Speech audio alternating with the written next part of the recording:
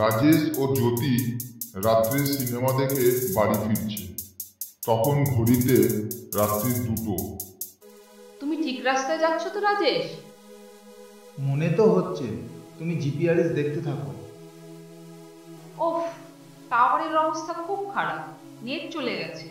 মনে হচ্ছে আমরা ঠিক রাস্তা দিয়ে যাচ্ছি। ও, এই তো সেই টানেল যার মধ্যে দিয়ে আমরা এসেছিলাম।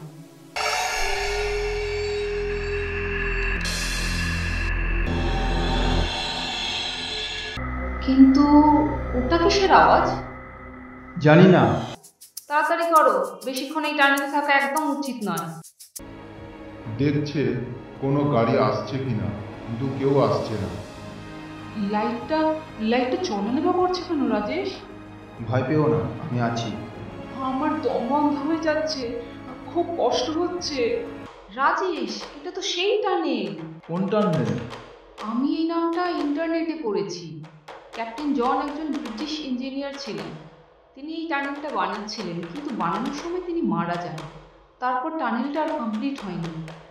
অনেকের মুখে শোনা যায় ওনার আত্মা নাকি এই টানেলের মধ্যে ঘোরাঘুরি করে। রাজেশ, ও কিন্তু আমাদের খুব কাছেই।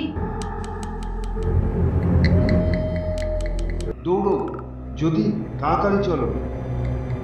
এই বলে ওরা দুজন খুব তাড়াতাড়ি হাঁটতে লাগলো। তুমি ঠিক বলছো যদি, আমরা পুরোপুরি ভূতের কবলে পড়ে গেছি।